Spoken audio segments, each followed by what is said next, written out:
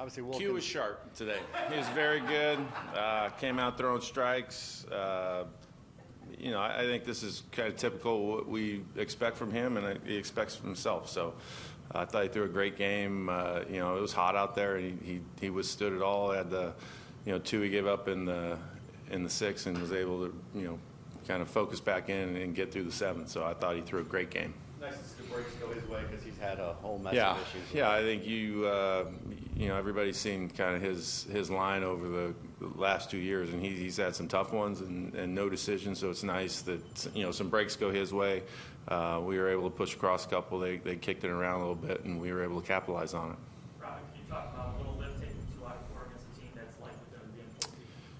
Yeah, I mean, we're going to look a little different for the next month, but for these guys, they just continue to grind and learn how to play and win a game against a very good team. So I think you're going to see some guys that are going to compete, and you go from there.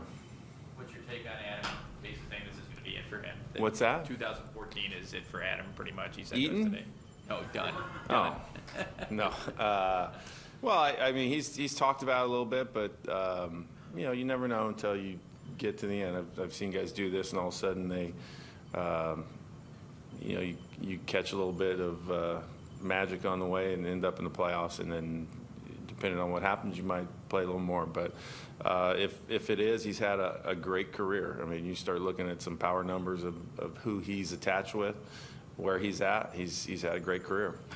Maybe the positives didn't show up in the box score, but what did you think of Wilkins today in his major league debut? Well, he got here, late last night. I'm sure it's a whirlwind for him.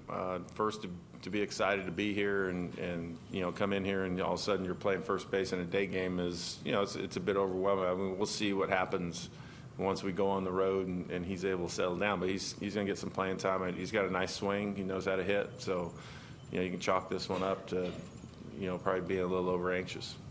How much did the errors help you, not just when they happened early in the game, but the fact that they led to runs and were able to give support? Yeah, anytime errors lead to runs, you should take advantage of it. And we had some guys in scoring position when they did it. So, you get those are freebies. I mean, especially against a pitcher like Porcello that, he's tough. I mean, even with all that, he was able to withstand it and get to a point in the game where, they only used a couple guys.